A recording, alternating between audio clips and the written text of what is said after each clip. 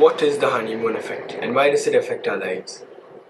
The honeymoon effect is when we buy something new, we're so excited and we're so happy about it for a while, but after a week or two, it doesn't seem as special anymore.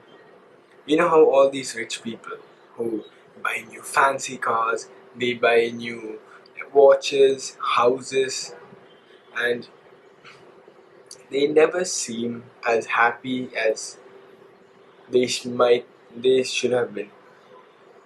So that's what the honeymoon effect is. We buy something new. We buy this new shiny object that excites us. But after a while, its excitement fades away, and we're left with this normal thing. That shine goes away after a while. But people keep chasing this shiny object.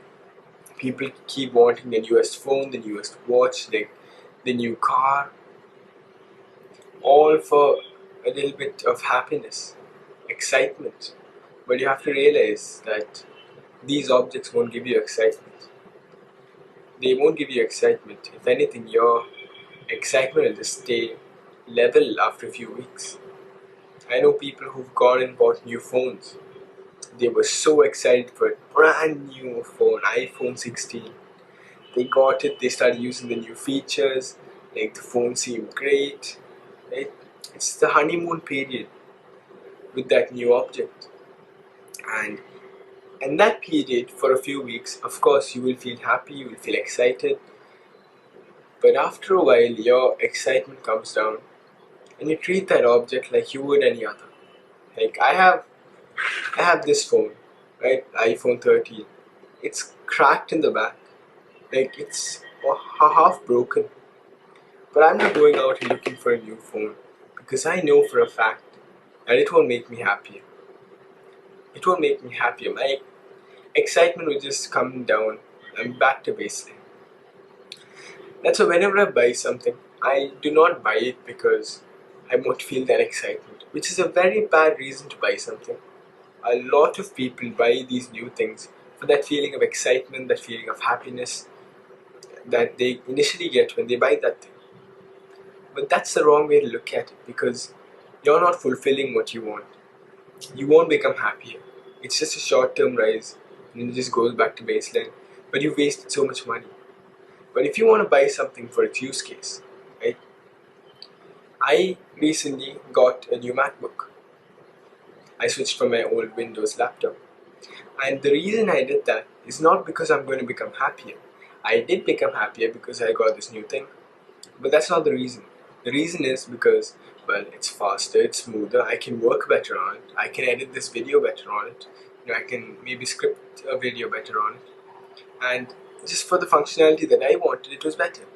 Not because it's going to make me happy. And if you want to buy something that will improve your quality of life, like if you want to get a new mattress to improve your sleep, that's a good thing to buy, that's a good investment. You should always invest, you should never buy for that sake of happiness.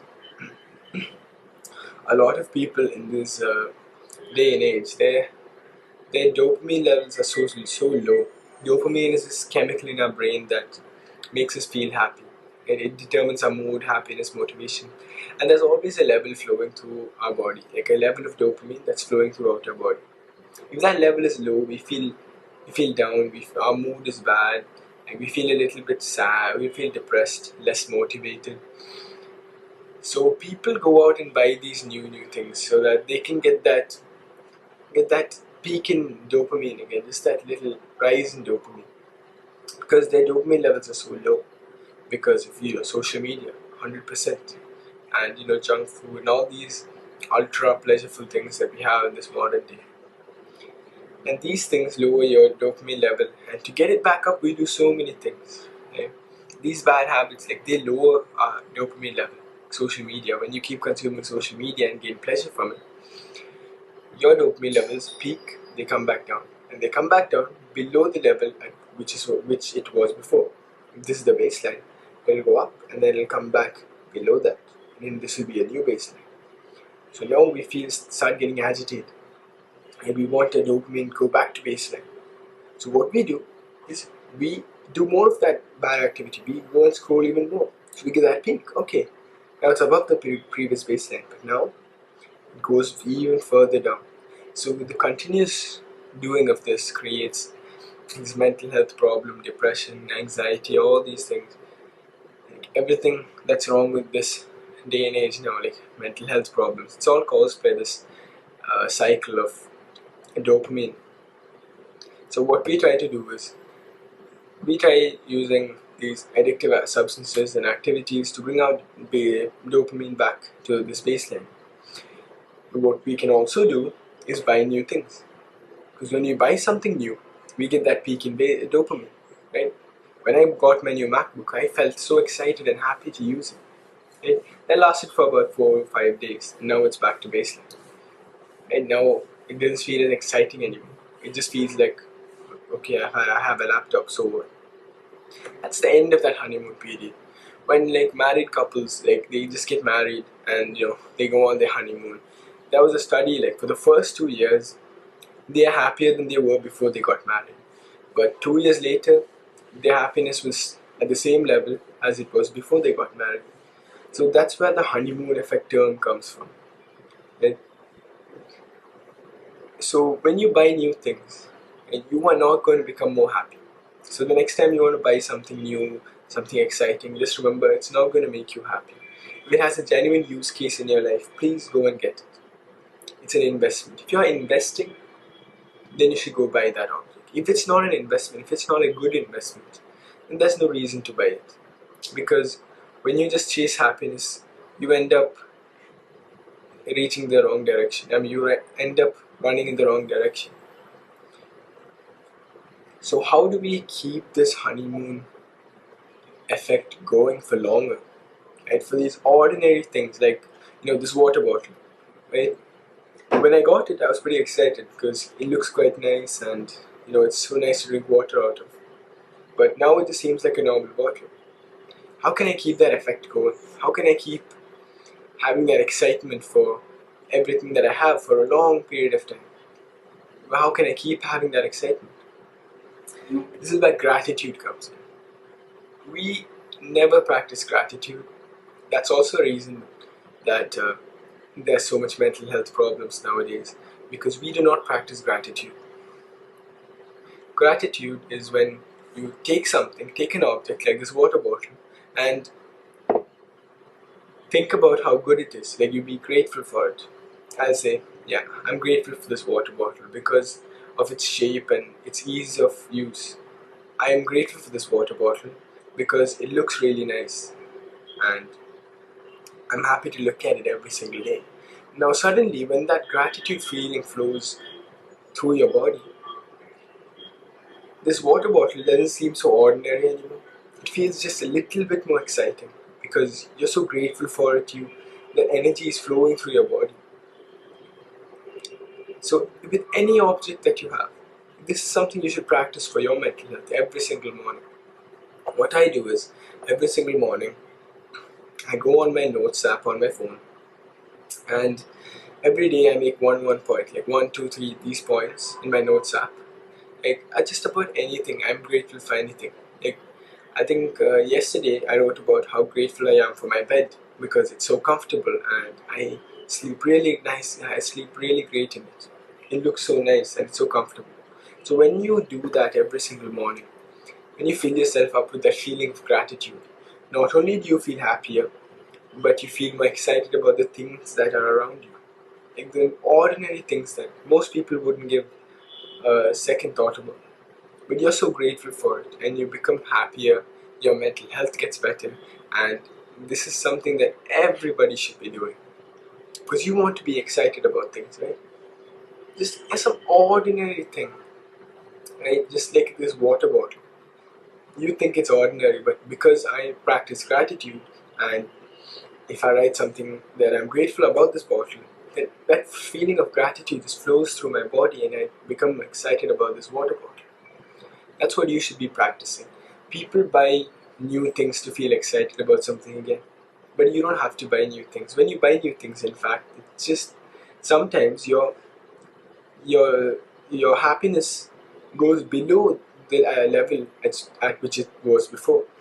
So if I get a new water bottle, like I'm this happy now. If I get a new water bottle, I might become this happy. Then after a while, it might go down, and maybe it could even go below the baseline. So buying new things is not the way to get gratitude and to bring this gratitude into your life and to get that grateful energy, exciting energy. It's about being grateful for what you already have. I'm grateful for the room I'm sitting in. It's so nice. I'm grateful for this camera I'm recording in. So just be grateful. Be grateful for everything you have, and your mental health will get better. You'll be happier. You'll become a better person. And guess what? You can even be grateful for someone else. You can send them a message. I'm so grateful for you. You can send a message to your mother. I'm so grateful to you, mother, because you raised me since I was young, fed me, clothed me, and given me a house to live in. Right? Given me a beautiful environment to live in. You can just message that to other people and imagine the kind of person you'd become when you do that. You'd become a person that's loved by so many people because literally no one else is doing this. And if you do it, you become happier. The person you're sending it to becomes happier, and like your relationship gets better. Like you just feel more attractive to other people. So be grateful. Gratitude is the one thing you should take away from this video. Implement it into your life every morning or any time that you get. Write one point in your notes app every single day. I'm grateful for this water bottle. I'm grateful for my bed. I'm grateful for the clothes I wear. Anything. It can be anything. So just be grateful. Implement this into your life. Right now, go to your notes app and make a new note. Gratitude. And write something that you're grateful for. Just one point, one sentence, maybe in one word. You can just write water bottle. That's it. Right? If you want to start implementing this habit, start low. Right? Just write water bottle, bed, clothes, and then you can start to write more detail. I'm grateful for my water bottle because it looks so nice. Right? And then you can go even further. Write about how you got this water bottle and how you're grateful to have it and how it's helped you. You can start writing a whole page on it. This is how you implement habits into your life, not by implementing the hardest version of it, like writing a whole page. The goal is to create consistency. And when you create consistency, you can slowly start to increase the level of that habit that you're doing. Just like when you go to the gym. You don't start off with 100 kg bench press. You start off with 5, 10, 20. You have to progressively overload any habit that you're doing. And likewise, any bad habit that you're doing, you have to progressively deload it. If you're addicted to social media, if you're addicted to scrolling on Instagram, you can't stop immediately because you don't have the power for it yet. You have to progressively unload. Start reducing your time on social media. Start restricting it a little bit, adding friction, right? That's how you remove bad habits, and this is how you create good habits. And the best good habit to implement into your life is gratitude. It helps everybody, and you don't lose anything as well. It's a win-win. So there's no reason not to implement it. Go implement it right now.